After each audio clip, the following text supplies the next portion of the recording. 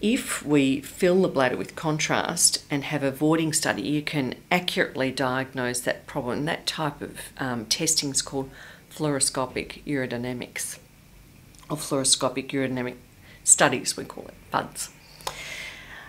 So defining accurately where an obstruction is makes a difference to taking away the problem. And the happy thing is, if that's picked up early enough, that can be a completely reversible situation.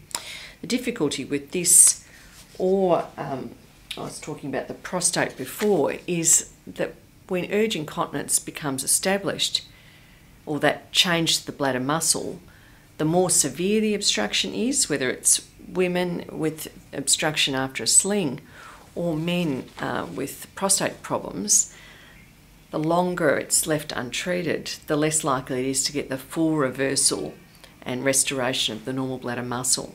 You talked about the difference being stress incontinence versus urge incontinence. So is it important to do a lot of work to be able to make sure that the diagnosis is correct? The symptom whereby you leak on the way to the bathroom could be a problem in the urethra, where the urethra is wide open, but also can be a bladder problem where you get this urge and you just can't get to the toilet in time.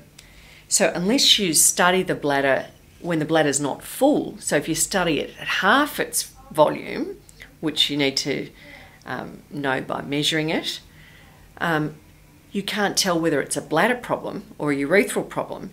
If you use a urethral solution to treat a bladder problem, you're potentially obstructing the patient, and sometimes the cause of the bladder problem may be obstruction. So it makes a significant difference to know what the underlying problem is.